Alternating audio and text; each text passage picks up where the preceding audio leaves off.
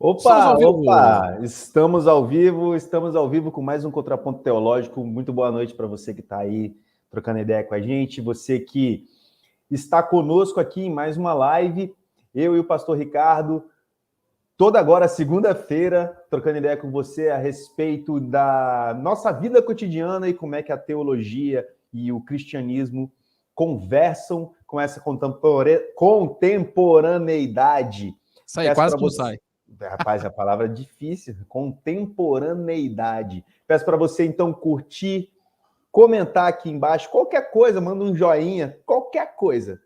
Então, curta, comente e compartilhe essa live para o maior número de pessoas possível, porque desse jeito o algoritmo aqui do YouTube vai entender que esse conteúdo é relevante de alguma forma, vai sugerir esse conteúdo para outras pessoas e vai ajudar esse canal a crescer. É de graça, então dá essa moral aqui para gente. Não sem antes te dar, mais uma vez, boa noite, Ricardo. Boa noite, Cício, boa noite, galera. Boa noite, Maria Cecília Barreto Pantaleão, que tá aí também, ó. Tá aí presente já. É isso aí. Estamos aí para mais um bate-papo, né, Cício? Vamos lá. Mais um bate-papo, Cuidado. como vocês... Cuidado com as apostas. Como vocês sabem, cuidado com as apostas. Bet aí tá banindo o jogador da FIFA. Pessoal envolvido com aposta. Como você sabe, a gente sempre traz um assunto e a gente conversa, dialoga sobre esse assunto. Hoje, o pastor Ricardo, que é filósofo, ele vai falar sobre a aposta de Pascal. É isso mesmo? Exatamente. Vamos falar um pouquinho sobre esse cara aí, sobre esse pensamento dele aí, essa aposta, né, que ele desenvolveu. Vamos ver se... Muita gente dentro do cristianismo defende achando que é um belo argumento. É um argumento que perdurou por muitos anos. Aí você pensa, uai, vocês vão fazer o contraponto teológico de uma aposta que defende o cristianismo? Exatamente isso. Pois é. Exatamente isso. Que, aliás, mostra exatamente essa ideia, né? Essa prática do contraponto bíblico-teológico tem que acontecer o tempo todo, né? Nem tudo que nos defende está certo, né? Exatamente. Na realidade, a gente tem que é o lance até dos crentes de Bereia, né? Que iam para a palavra e conferiam tudo. É exatamente isso. A nossa postura tem que ser exatamente essa. O pastor da nossa igreja está pregando lá, a gente tem que estar lá conferindo. Deixa eu ver se está tudo certinho. Mandar um abraço aqui também para o Otton, que sobre ameaça curtiu e mandou um comentário. Aí dele se não curtisse, né, cara? Dele. E compartilhem, não só curte não. Tem que Ai de não. Então, sem mais delongas, pastor Ricardo, você tem a palavra, apresente para a gente a aposta de Pascal e qual o problema? Vamos lá, então. Começando aí por essa capa bonita aí, ó. Vou falar um pouquinho, né, sobre quem foi Blaise Pascal. Ele foi um filósofo e matemático francês do século XVII, né, e ele é tido como o descobridor do cálculo infinitesimal e do cálculo das probabilidades. Inclusive, essa aposta dele tem muito a ver com essa questão das probabilidades, né? Isso foi uma coisa muito presente no pensamento dele. A gente vai ver daqui a pouquinho. Ele foi tão importante na área da matemática que existe na computação uma linguagem de programação chamada linguagem Pascal. É interessante isso, né? É o inventor da primeira máquina de calcular, né? E parece que ele tinha 19 anos quando ele inventou a máquina. Olha só que doideira, bicho. Naquela época, o cara inventou a primeira máquina de calcular, né? Era um gênio. Ele era tão inteligente que contava com a admiração de Nietzsche. Friedrich Nietzsche, né, que era ateu e que, apesar de admirar a inteligência dele, acreditava que o cristianismo não fez bem para Pascal. Ele comenta elogiando, mas ao mesmo tempo faz uma crítica nesse sentido, né? Mas ele tinha uma admiração muito grande por Pascal e considerava Pascal como um gênio. E realmente Pascal era um verdadeiro gênio. E Pascal foi um crítico ferrenho do racionalismo cartesiano. Ele acreditava que só pela razão a gente não conseguia conhecer a verdade, a essência das coisas. Ele afirmava a necessidade de ir além da razão através da fé. Ele era cristão, né? Então não bastava só a razão, você tinha que ir além, ultrapassar a razão para conhecer a verdade. Acreditava que a razão não é o suficiente para nos explicar as questões da vida, né? e que os argumentos racionais, olha só que interessante, não podem provar a existência de Deus, mas também não podem negar. Isso é muito interessante, né? Então ele acreditava que tanto cristãos quanto ateus falhavam ao tentar provar suas linhas de pensamentos de forma racional. Por quê? Ele levava em consideração muito a questão da queda, né? Ele falava que a queda afetou o homem, afetou no seu intelecto, afetou na sua razão, então o homem não conseguiria provar de maneira racional a existência de Deus e também não poderia provar de maneira racional a não existência de Deus. Então, isso é muito interessante. Então, uma das obras principais, ele escreveu muitos livros, é o livro Pensamentos. Eu até tenho essa edição aí da La Fonte, né? E eu tenho a edição também, aquela antiga que saiu dos Pensadores, né? Que também tem o livro Os Pensamentos. Esse é o clássico dele. Foi lançado em 1670, foi escrito em aforismos, né? O que é aforismo? São pequenos textos, né? Frases curtas que contam com uma definição, né, de um conceito moral ou prático. Quem escrevia assim também, inclusive, foi o já citado Nietzsche. Ele tinha essa característica, né? Então, se você pegar esse livro, é bem tranquilo para ler, é leve até, porque tem muitas frases curtas, capítulos bem pequenos, é bem tranquilo para ler. E um dos preceitos compartilhados por ele nessa obra é que o coração humano está por trás da razão, ou seja, não existe uma racionalidade neutra. Dessa forma, é o coração que direciona o seu raciocínio, como está aí no slide, né? Daí vem aquela frase dele muito famosa, né, que eu até coloquei no slide aí, que sintetiza bem o seu pensamento, mas que é muito mal aplicada, né? O coração tem razões que a própria razão desconhece. Por que ela é muito mal aplicada? Porque a galera vai usar essa frase aí quando se fala de romance, de amor, né? E quando Pascal formula essa frase, né, no seu livro Os Pensamentos, né, não tem nada a ver com a questão romântica, com sentimento, nada a ver. Ele estava exatamente enfatizando que, na questão do conhecimento, o coração influencia no conhecimento da verdade, da essência das coisas, né? Então, quando ele diz que o coração tem razões que a própria razão desconhece, é nesse sentido, que o coração vai influenciar, inclusive, no ato de conhecer. Tem uma outra frase dele que é bem bacana, que vai complementar isso que eu estou falando. Ele disse o seguinte: conhecemos a verdade não apenas pela razão, mas também pelo coração. É desta última maneira que conhecemos os primeiros princípios. E é em vão que o raciocínio, que não toma parte nisso, tenta combatê-los, né? Então, a questão do coração para ele era muito importante. Ele acreditava que o coração influenciava muito, né? E de certa maneira, se você parar para pensar, faz muito sentido isso que ele fala, porque a gente não defende determinados conceitos, determinadas ideias só de maneira racional. Há muita paixão, muitas vezes, envolvida, há muito sentimento envolvido. Inclusive, uma vez eu lembro do pastor Jonas Madureira falando sobre cosmovisão cristã, que lembra muito isso que Pascal está falando. Ele fala que a cosmovisão de uma pessoa, ela é suprarracional. Então ela está acima da razão. Porque não é só uma questão de você explicar que 2 mais 2 é 4 e o cara vai aceitar. Não é uma questão somente lógica ou matemática, mas é uma questão que envolve sentimentos.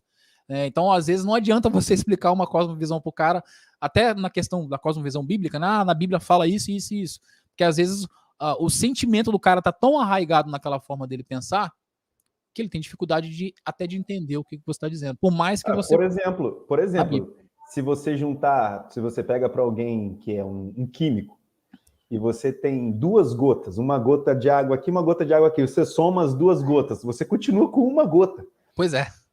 Né? Se você não tem meio buraco, né? Como é que você fala, divide esse buraco no meio, com quantos buracos você fica? Você fica com um buraco ainda. Pois é.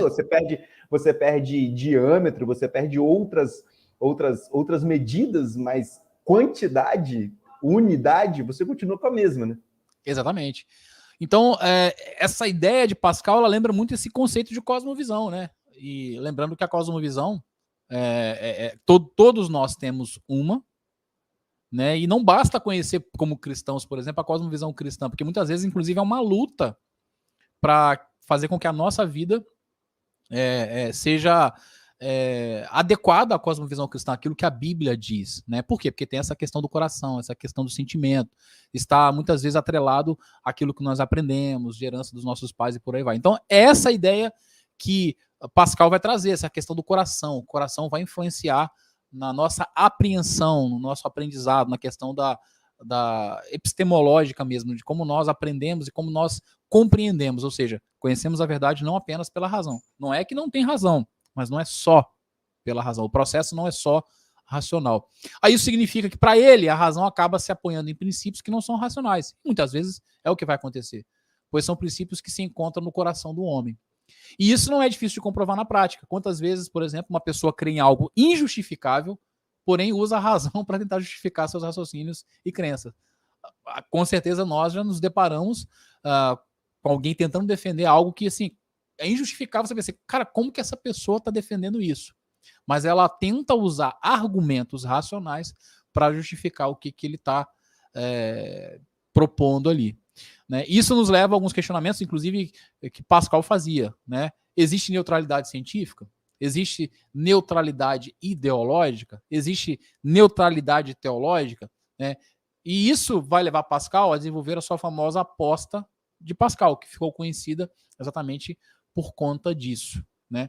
E a aposta de Pascal, ela tentava dizer o seguinte, que nós não podemos chegar ao conhecimento racional da existência de Deus pela questão do coração, como vimos anteriormente. Então, a razão em si, somente, não possibilita com que nós cheguemos ao conhecimento racional da existência de Deus. Então, não adianta apelar para a racionalidade de Deus, ou seja, não adianta tentar provar que Deus existe de forma racional.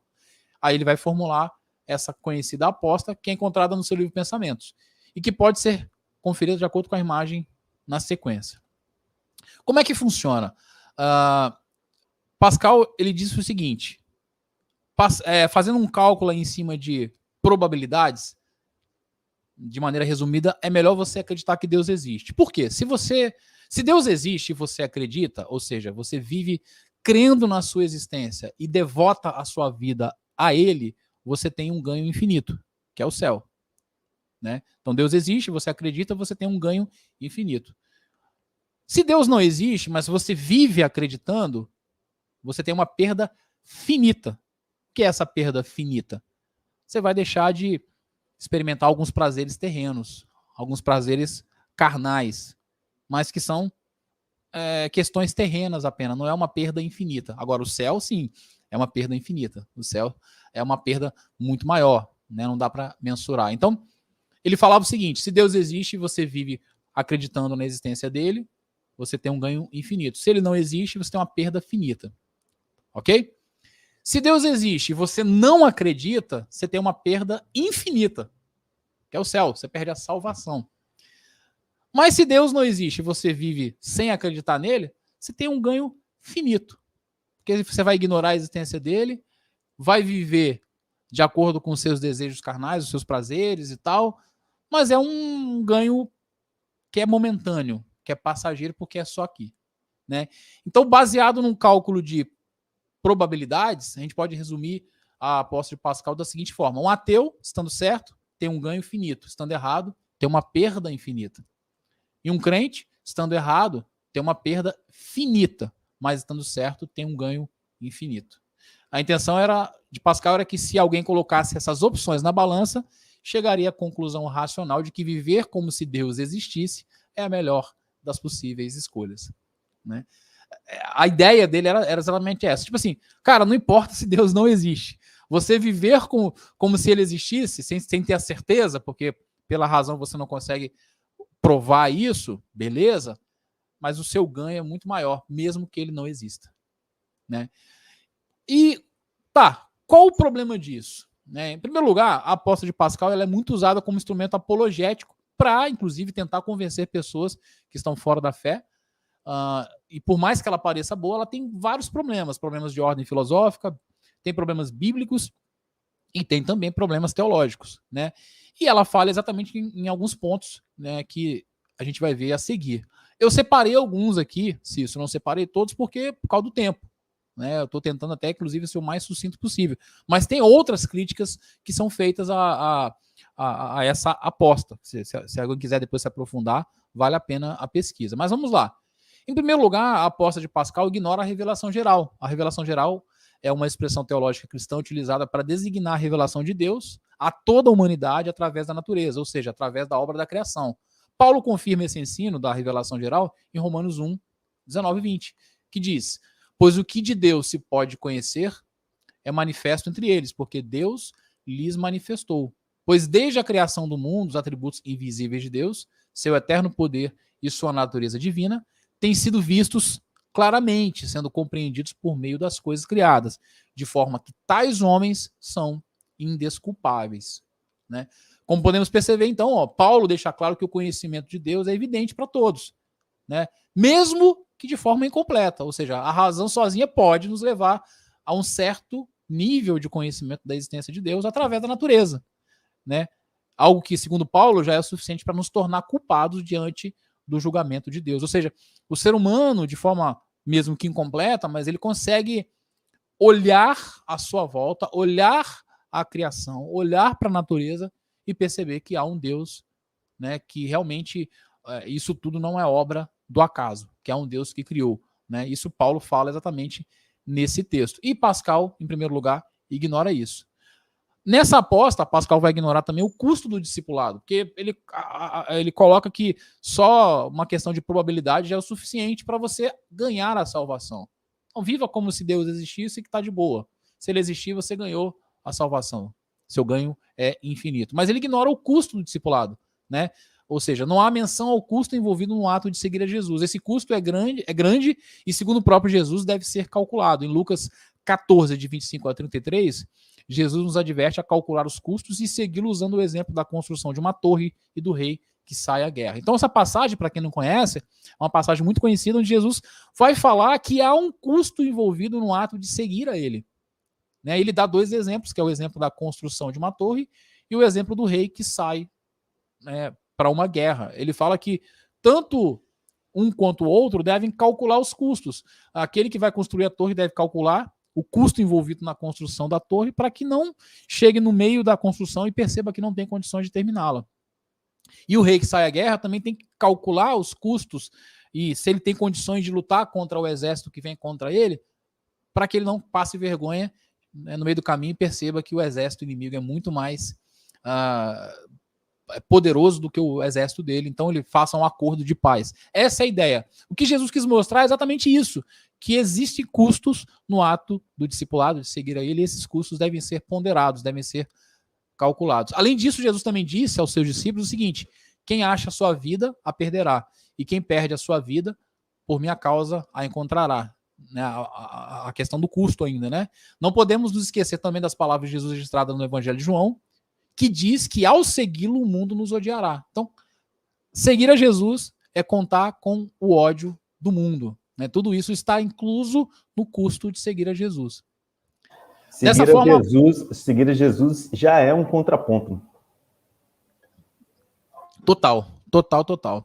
Então, dessa forma, a aposta de Pascal erra não só por não mencionar nada sobre isso, como também por reduzir a fé cristã a uma mera crença. Então, ele reduz a fé cristã a uma mera crença. Você acreditou, ou algo até mais meio pragmático. Faz aí que se Deus não existir, cara, você perdeu pouco.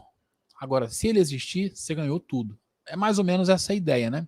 Outra coisa que a aposta vai ignorar é a depravação da natureza humana. Assim como Jesus disse a Nicodemos, né, em João capítulo 3, verso 3, ninguém pode ver o reino de Deus se não nascer de novo. Isso se dá por conta da natureza caída e depravada do ser humano, afetado pelo pecado. Né? O homem natural não pode ser persuadido a uma fé salvadora em Jesus Cristo por uma simples análise de custo-benefício, como a aposta de Pascal sugere.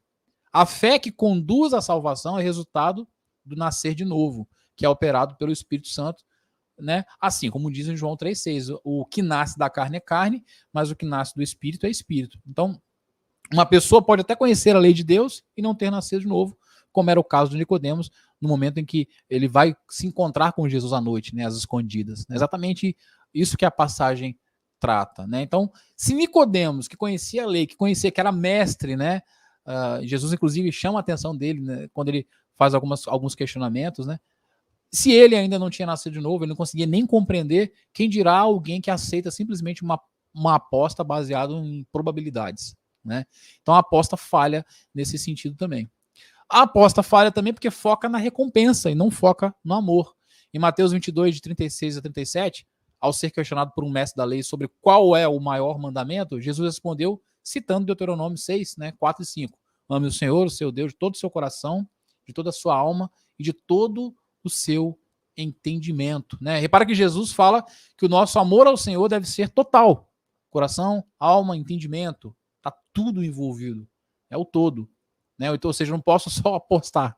Eu tenho que me entregar completamente. Deuteronômio acrescenta a palavra força, ou seja, coração, alma, entendimento e força, vigor físico, né, no sentido de entregar a nossa vida, nosso serviço, né, a Deus também, né?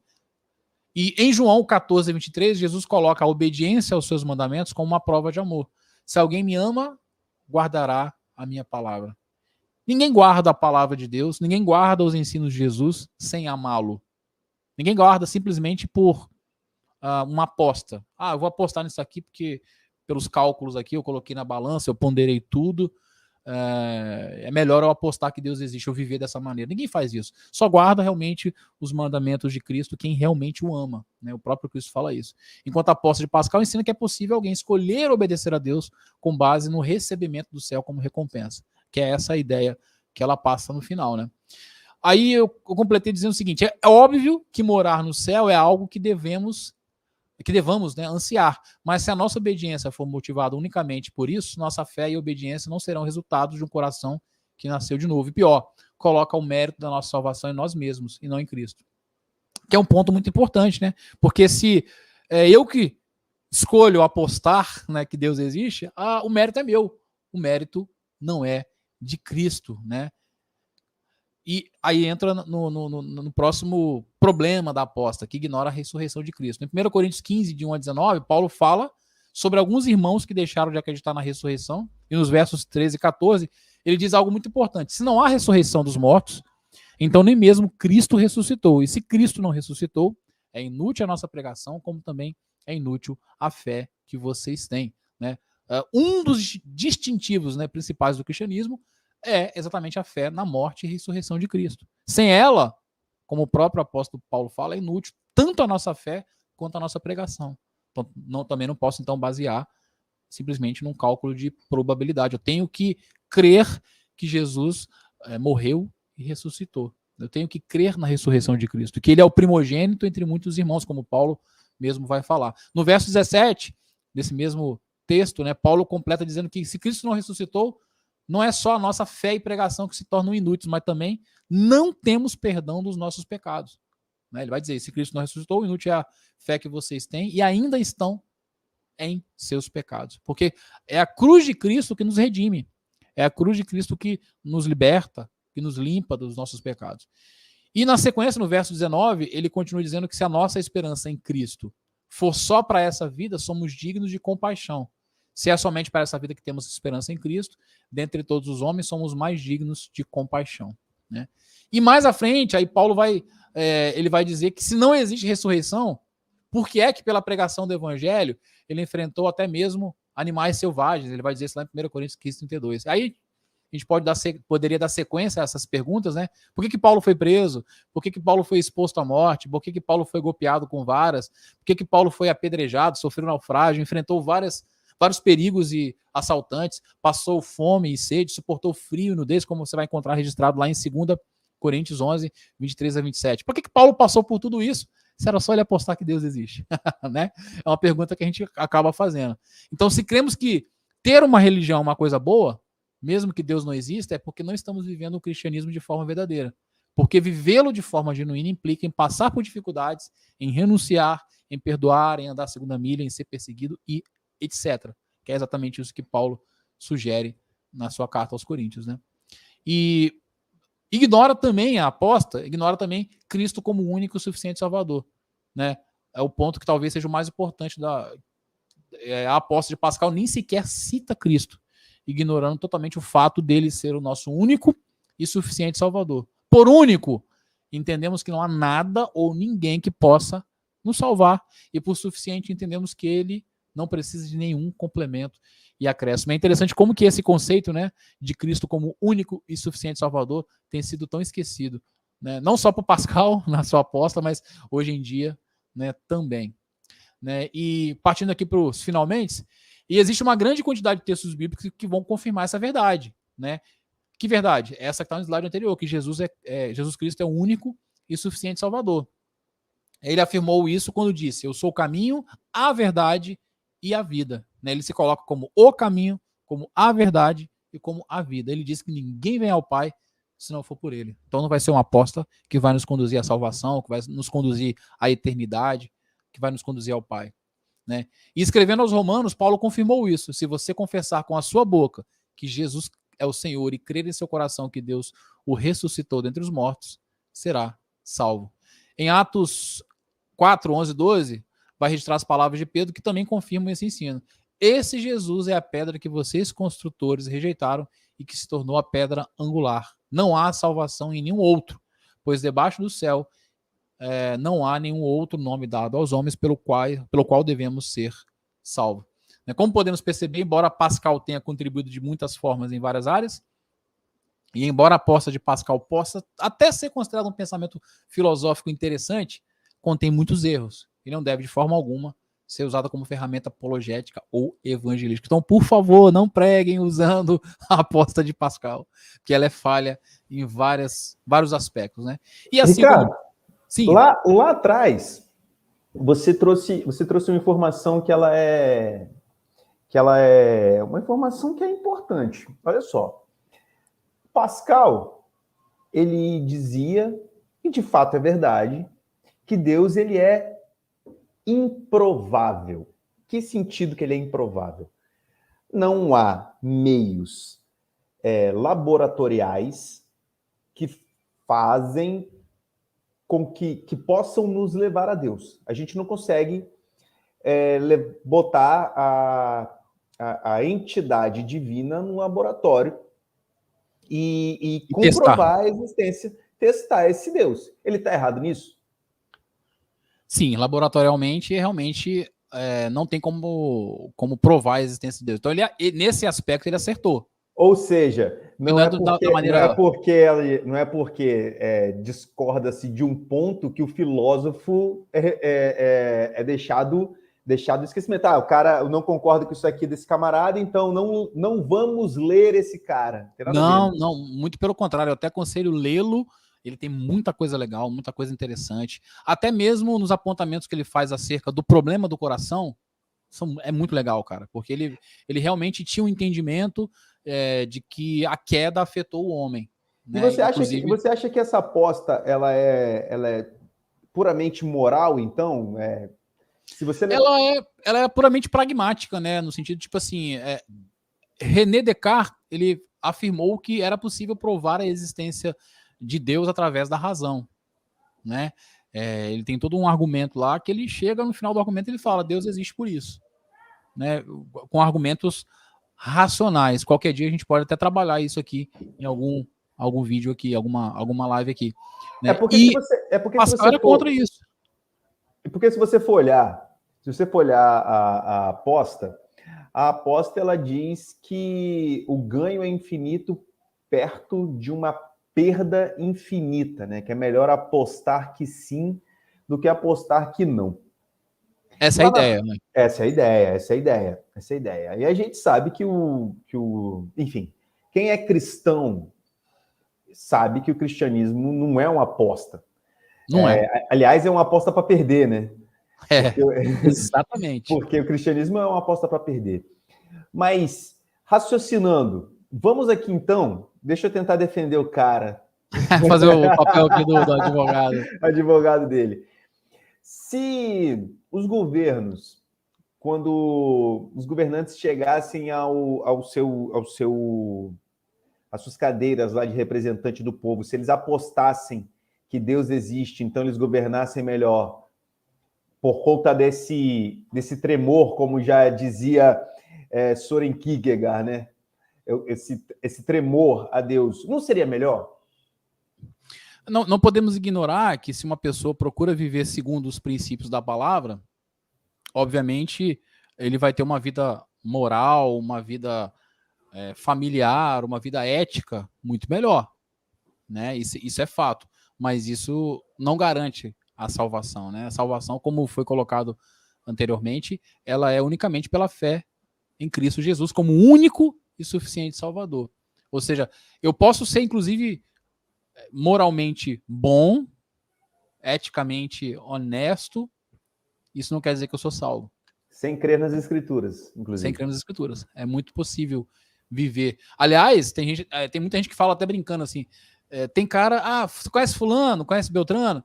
Cara, só falta se converter. Que ele é tão bom, ele não sei o que, ele é calmo, ele é tranquilo, ele trata a mulher bem, ele é um bom pai, é um bom marido, é um bom patrão, o cara é bom em tudo. Só falta se converter. Aí tem gente que até fala assim, ele é mais crente que muito crente. Que às vezes tem um cara que é crente, que frequenta a igreja, mas que não apresenta frutos dignos de arrependimento, que João vai falar, né? Isso. É importante observar que quando o Pascal ele lança a mão desses argumentos, por mais que isso seja usado de forma apologética, Pascal estava usando puramente a lógica ali. Ele não tentou de maneira alguma fazer uma afirmação teológica, né?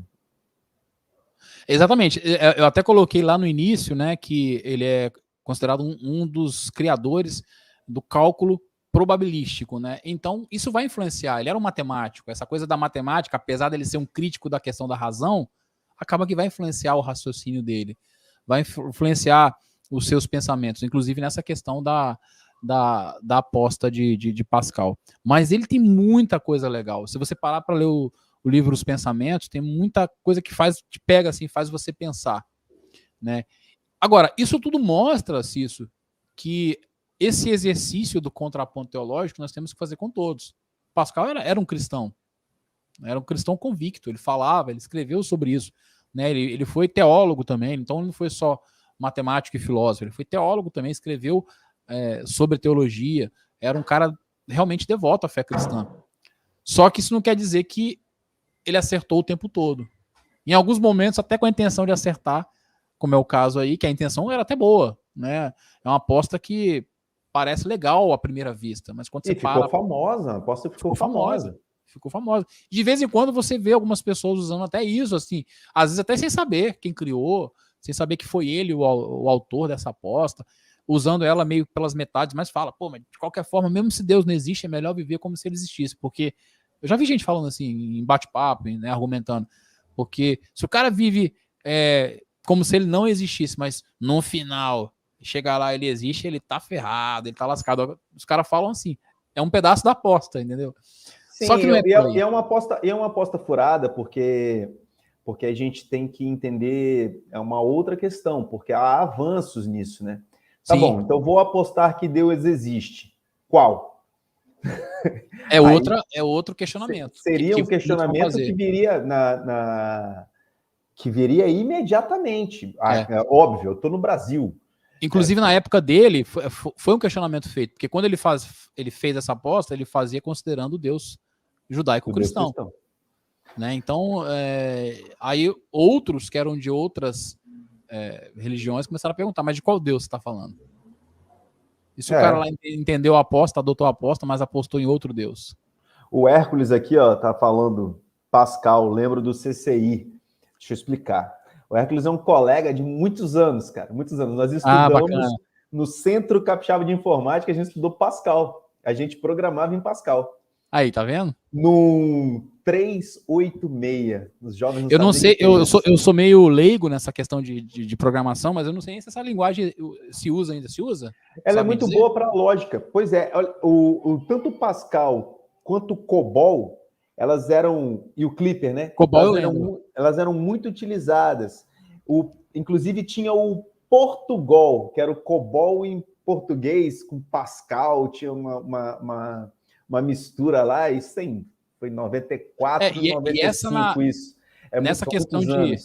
Nessa questão matemática, ele tem muita importância, cara. Se der uma pesquisada, tem muita coisa que ele desenvolveu, muitos pensamentos, igual que eu citei lá atrás, o cálculo infinitesimal, o cálculo de probabilidades, e tem um outro cara que é conhecido aí também, que eu não vou lembrar agora, me fugiu a memória agora, mas tem um outro cálculo que recebe o nome dele também, que é não sei o que de Pascal. Então, ô, pastor Ricardo, só tem duas coisas. Cara, um gênio, tem duas formas de você entrar para a história durante tanto tempo. Ou você é um gênio, ou você é um dos maiores idiotas de todos os tempos. Vou dar um exemplo aqui da Fórmula 1. Vou dar um exemplo da Fórmula 1. Todo brasileiro já ouviu falar no Ayrton Senna. Um gênio das pistas, cara. Eu lembro que eu acordava cedinho no sábado para ver o treino do Ayrton Senna. Eu via corrida de madrugada no Japão para ver o Ayrton Senna, e eram corridas memoráveis. Ayrton Senna contra Nigel Mansell, Alan Prost, Gerhard Berger. Época boa. Época boa, meu irmão, época muito boa. Mas aí tinha um cara chamado Satoru Nakajima, que também entrou para a história. Só que ele entrou para a história por quê? Irmão, porque ele era um kamikaze. Ele era um cidadão que eu não sei como é que estava dentro de um carro de Fórmula 1, meu irmão. O Satoru Nakajima, malucaço. Ele só andava de lado. Eu não sei qual era o objetivo dele. Só tem duas formas de você entrar para a história. O nosso querido Blaise Pascal, ele não entrou para a história por ser um animal, ele entrou para a história por ser genial. Entrou para a história porque ele tem excelentes argumentos, mesmo que a sua aposta possa ser refutável, mesmo quando a gente usa teologia. Sim. Ou seja, a aposta de Pascal, ela não leva em conta santificação, justificação e regeneração. Ou seja, a ordem de salvação, ela é toda deixada de lado nessa aposta. E é pelagiana, no final das contas. É pelagiana e aquilo que até o que você colocou lá atrás, né? Não especifica nem qual Deus ele está falando. A gente sabe, pela história dele, que ele está se referindo ao Deus judaico-cristão, né? Mas um desavisado pode pegar a aposta dele e apostar em qualquer Deus. O argumento cosmológico Kalam, se não me engano, ele é do Islã. Ele é do Islã, se não me engano. Deixa eu lembrar dele aqui. Tudo que existe foi criado, o universo existe, portanto o universo foi criado. Mas quem é o criador? É um argumento de alguém que defende o Islã como a religião correta. Mas o William Lane Craig usa o argumento cosmológico Kalam direto para defender o cristianismo. Aí ele acrescenta, né, argumentos. Eu não sei se o Deus, a Liberdade e o Mal do Alvin Plantinga, eu acho que usa também o livro Deus, a Liberdade e o Mal do Alvin Plantinga, eu acho que também tem esse argumento de alguma forma e depois avança nos argumentos. Então, mesmo para você fazer um discurso apologético, você precisa de um pouco mais de recurso para você poder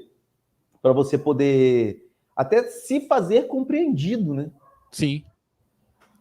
E até você citou o William Lane Craig aí, ele critica a aposta de Pascal. Tem um livro que eu não lembro agora o título, mas tem um livro que ele faz uma crítica. Apologética Contemporânea, se não me engano, é o Capa Branca. Ele faz uma crítica. Ele explica o porquê também. São várias críticas, tá? Se você pesquisar, eu levantei algumas aqui. Inclusive, essas críticas que eu fiz, esse contraponto aqui de hoje, né?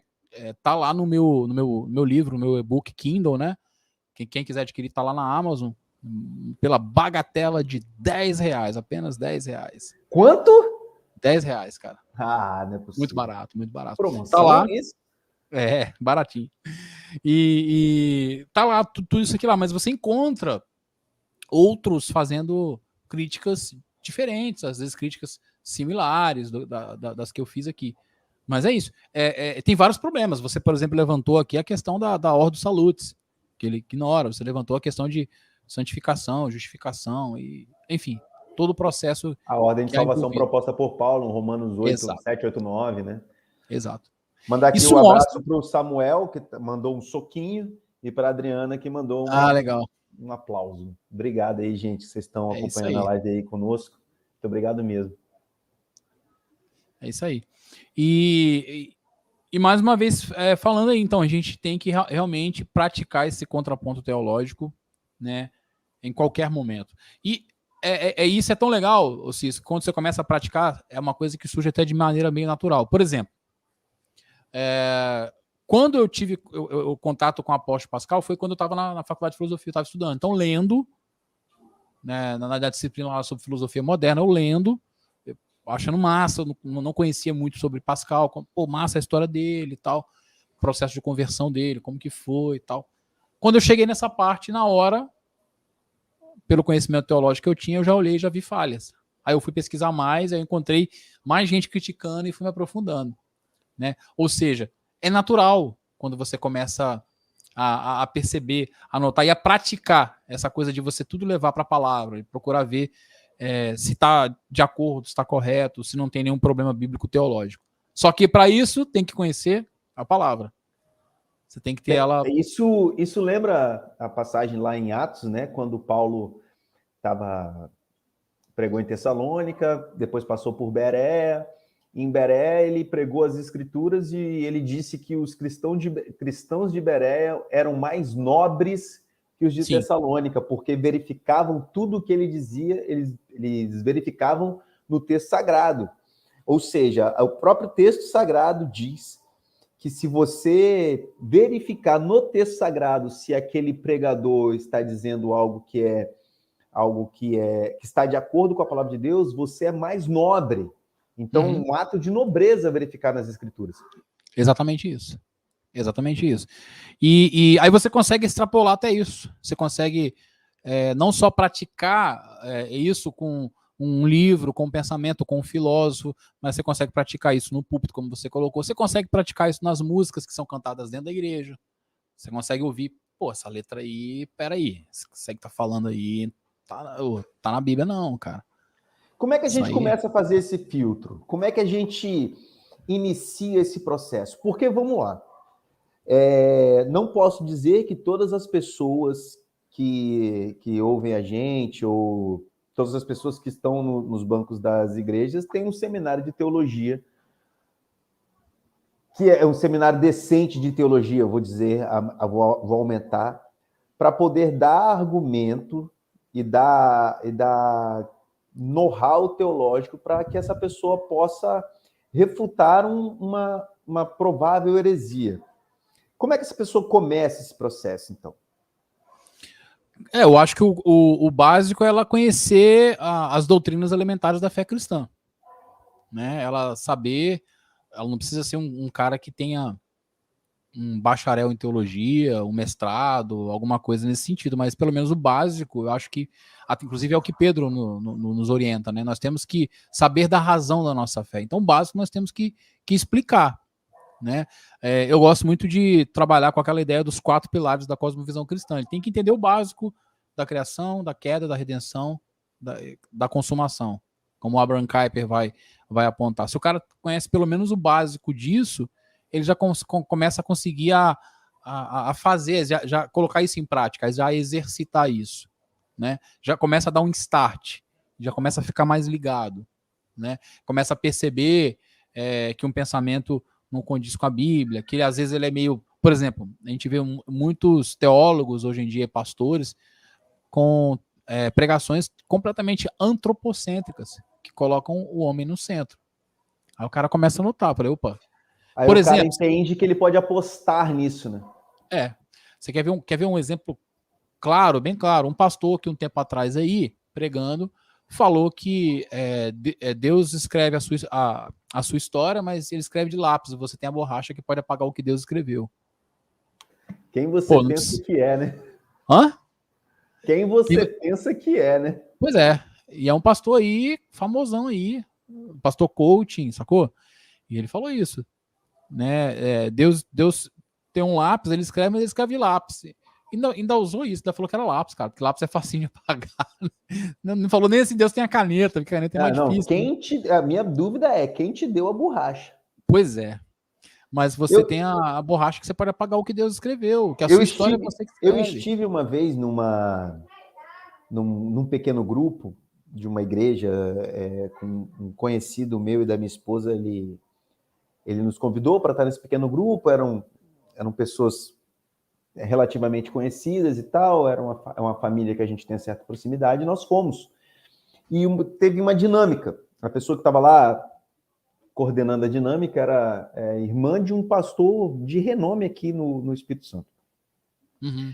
E, em determinado momento, ela falando a respeito de arrependimento, daí ela pediu para uma menina se jogar no chão. E ela chamou alguém para pegar na mão dela, direita ou esquerda, tanto faz, e ela pegou a outra mão. E ela disse para a menina, não permita que nós te levantemos. Se jogue para trás com a força que você tiver, não permita, se jogue para trás. E eles tentaram levantar a menina que se recusou a ficar de pé, e é isso. Aí ela disse, vocês estão vendo? Se você não quiser se levantar, nem Deus te põe de pé. É um absurdo atrás do outro que a gente vê. Por quê? Porque esse é o problema que eu considero o problema principal da aposta de Pascal. Você aposta, a aposta parte de você, como se Deus estivesse lá no seu alto e sublime trono, torcendo para que você aposte da forma correta. Exatamente. É o teísmo aberto, né? Essa é a ideia aí. É um teísmo aberto, é algo que foge do controle das mãos do Todo-Poderoso. Se foge do controle das mãos do Todo-Poderoso, deixou de ser Todo-Poderoso. E é louco, porque, tipo assim, não é nenhuma escolha, né? Tem gente que super enfatiza a questão de que o homem escolhe, o homem que escolhe o caminho que ele quer. Aquele papo predestinação versus livre-arbítrio, né? Enfim, que nem é o papo de hoje, mas tem gente que super enfatiza, um outro momento, tem gente que super enfatiza essa questão da escolha do homem, mas a aposta, né, o cara nem escolhe, ele apostou, é uma aposta, assim. Né? Tipo assim, não é uma escolha, ele foi lá e... Não é uma escolha por Cristo, é uma aposta naquilo que vai dar certo. É uma probabilidade lógica. Né? Eu não queria isso aqui não, mas vou apostar. Não é muito bem o que eu queria não, mas... É igual apostar, é igual você torcer para um time e sabe que seu time tá ruim e apostar no adversário, né? Tipo isso. Tipo isso. E por aí vai. Agora, voltando na pergunta que você falou da questão de como praticar isso aí, eu acho que se o cara tem um entendimento básico de criação, queda, redenção e consumação, ele consegue perceber. O outro, por exemplo, pensamento que a gente vê aí filosófico, que às vezes muitas pessoas vão citar, é do John Locke, lá, né, que o homem nasce como se fosse uma folha em branco. Pô, não é difícil você ouvir isso aí, quem conhece o mínimo da palavra de Deus sabe que isso não é verdade. O único homem que foi criado assim, como uma folha em branco, foi Adão. Depois de Adão, todos pecaram, como vai dizer Paulo, e destituídos estão da glória de Deus. Então, ninguém nasce com uma folha em branco que vai sendo escrito depois. E deixar claro que todos, quando Paulo fala todos, Paulo não fala todos os jovens, nem fala todos os idosos. É todos. Todos são todos. E a Bíblia diz que todos é a partir do momento que você foi concebido, útero. Sim. Ali você já faz parte do grupo do todos. Segundo a palavra de Deus, a vida começa ali. E Davi, ali começa o pecado. Davi vai dizer, né? Em pecado fui gerado, em pecado me concebeu minha mãe. Então, nascemos, né, debaixo dessa natureza pecaminosa que nos leva a pecar. Então, é um exemplo de como você pode praticar isso. Às vezes você pega uma banda que você gosta aí, você tá ouvindo uma letra lá e você percebe que tem uma letra lá que, pô, isso aqui não condiz muito com o ensino da palavra de Deus. Eu não tô nem falando para você não ouvir a banda por conta disso. Você pega lá, o exemplo, né, que até que eu dei ontem, né, lá na pregação da música do Lulu Santos, né, Tempos Modernos, que tem princípios ali que são completamente contrários ao que a palavra de Deus nos direciona, né, aos ensinos da palavra de Deus. Beleza, ouve lá, se você gosta, ouve, mas saiba que ali tem um ensino que não condiz, não está afinado com o que a Bíblia nos diz. Ou seja, é uma forma de você começar a praticar, né? Inclusive dá até um vídeo em si, se a gente fazer um dia, pegar sobre músicas, né, analisar músicas e fazer um contraponto teológico de algumas músicas. De algumas músicas, né? De algumas músicas. Dá para fazer cristãs seculares e cristãs. Cristãs e não cristãs. Mas você acha, então, pastor Ricardo, para a gente caminhar aqui para o final, já temos 50 minutos de live, para a gente caminhar aqui para o final, não precisamos encerrar nessa pergunta, se alguém tiver alguma dúvida aí, pode mandar no chat que a gente responde. Isso aí. Você acha que é necessário, então, o quê? A preparação teológica na igreja, de alguma forma? Eu acho que isso é uma coisa importante. Até essa ideia de que o estudo teológico é uma coisa só para pastor, acho que é uma ideia equivocada. Eu acho que, obviamente, nem todo mundo tem que ter um conhecimento que se espera de um pastor, porque, afinal, se espera mais de um pastor? Claro que se espera, né?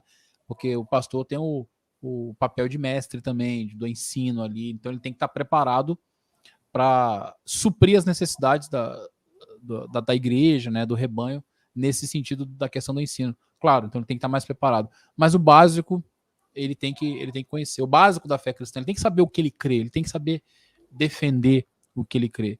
Então, existem livros, né? Por exemplo, até lembrei aqui do Bases da Fé Cristã, do N. Gruden, que é um livro tranquilo para ler e que vai ter o básico ali sobre quem é Deus, sobre quem é Jesus, sobre quem é o Espírito Santo, sobre salvação, sobre o que é pecado, sobre o como homem. é que, o básico, numa linguagem simples. E como é que esse irmão da igreja vai fugir da mateologia? Vamos lá. Deixa eu reformular a pergunta aqui. Daí você me gerou a curiosidade. Fala assim, não, pô, legal, eu tenho que estudar teologia. Aí ele vai e compra um livro de uma certa religião, e essa religião não crê que Jesus Cristo é Deus. Não existe trindade.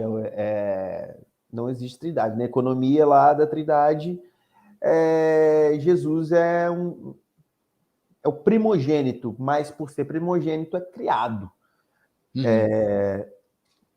Como que foge disso? Como que foge disso? Em que sentido? Você fala assim, de você não procurar a informação errada. Porque eu tenho assim, hoje, e eu não acho essa uma pergunta fácil de se responder, não, o pastor Ricardo.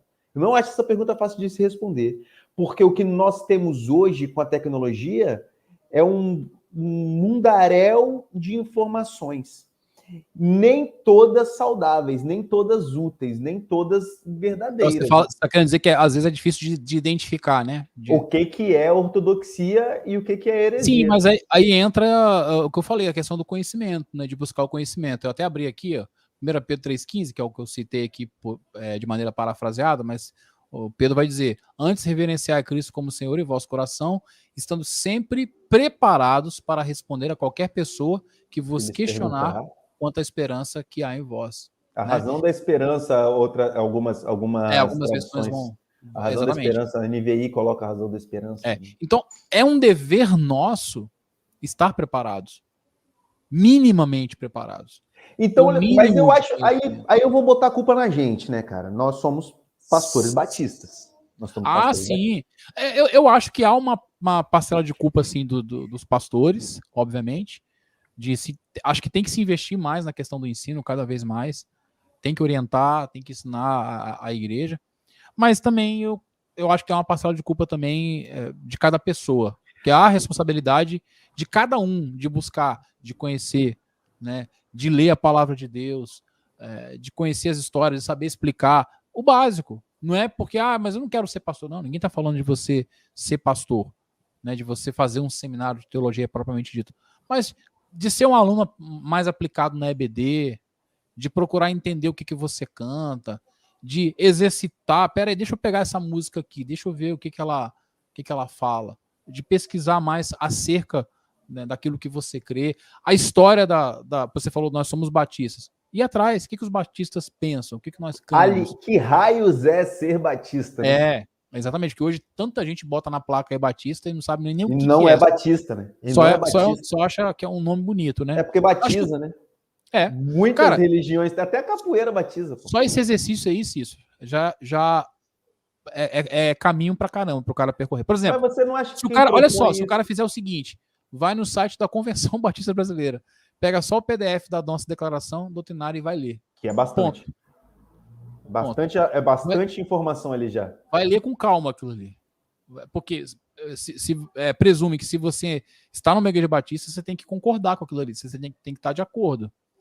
Se você tomou a decisão de seguir a Cristo ali, foi batizado ali, parte do pressuposto que você concorda com os ensinos, com as doutrinas que são pregadas, que são ensinadas lá. Então, ponto principal. E se você fizer só esse exercício aí, você já vai aprender muita coisa. Ou seja, se aqui nós temos aqui um irmão presbiteriano, metodista, um irmão congregacional, de qualquer assembleiano, ele precisa conhecer a declaração doutrinária de sua igreja. Sim, é um começo, assim, até porque quando ele vai fazer esse exercício, ele vai se deparar com conceitos básicos da teologia cristã, entendeu? Ele vai se deparar, porque cada denominação vai ter a sua declaração de fé ali, ou algumas, né, chamam de confissão de fé e tal. Os batistas que chamam de declaração de fé, né? Geralmente a maior parte das denominações históricas chamam de confissão de fé. Aí vai ter lá o que eles creem acerca de Deus, acerca de Cristo, enfim, é isso, cara. Acho que esse é um passo inicial, sabe? As pessoas hoje realmente deixaram de fazer isso, deixaram de praticar, deixaram de Mas você não acha, então, procurar entender. você não acha que isso... de novo, eu vou puxar a culpa para mim. Não sou eu que tenho que instigar isso no povo. Sabe por quê? Também, não, Porque também. nós somos um povo, falando de Brasil, nós somos um povo que não está acostumado com pesquisa. Nós estamos acostumados com a escola sendo a escola que temos, essa escola que não nos instiga a fazer questionamentos que são propositivos, mas ela nos instiga a questionar um ponto, né? Nós temos uma... Eu fiz comunicação social, né, também, e eu lembro que a gente era enviesado a questionar uma bolha específica. Outras bolhas não poderiam ser questionadas. Então, nós não aprendemos a questionar, nós não aprendemos a refletir, porque essa é a parte mais importante da nossa... Que você falou lá de Descartes, a prática, né? a prática filosófica. Duvido, logo penso, logo existo, né? Que é a frase completa do Descartes. Então, o refletir sobre o que eu sou, onde é que eu estou, o que eu estou fazendo, por que eu estou fazendo isso é o que está correto, por que isso está correto, quem disse que está correto, onde é que eu estou pautado, onde é que isso está alicerçado. Você não pensa que, por termos uma comunidade que está desacostumada com pesquisa, o púlpito não deveria, ou a EBD não deveria levar as pessoas a se questionar? E eu vou fazer essa pergunta mais longa um pouco. Eu falo por quê? Porque eu estou no púlpito e eu estou na EBD. Quando a gente instiga o pensamento e a gente rompe alguma situação, cara, isso machuca de verdade as pessoas. Uhum. E a ponto de irritar, de verdade. Ninguém gosta de ter a sua cosmovisão confrontada, né? Certo. Ninguém. E como é que a gente faz? Porque a gente precisa fazer isso aí. Não, a gente tem que fazer. Nosso papel como pastor, existe inclusive aquela figura do pastor, o cajado do pastor, ele tem duas funções, né? Ele tem a função de trazer para perto, mas tem a função de vez em quando dar umas cajadadinhas também ali, dar umas cutucadas, bateu, rapaz, não é para ir não, né? As duas funções. Temos que fazer isso, obviamente, né? Então temos que incentivar, estimular o membro a estar na EBD. Os cultos têm que ter uma teologia mais rica. Eu não digo que a pregação tem que ser uma aula de teologia, mas... É maçante. Mas tem que ser uma pregação que reflita a verdade da palavra de Deus. Aquela pregação, aquele velho tripé, né? Que lê, explica e aplica a palavra de Deus. Tem que ser uma palavra que comunica, uma palavra que vai de encontro à necessidade dele, que faça ele entender, ou seja, que a gente não está ali para um simples passatempo. As músicas também têm que refletir isso, inclusive as músicas mais antigas eram mais ricas teologicamente, você aprendia teologia cantando. Né? E gravem.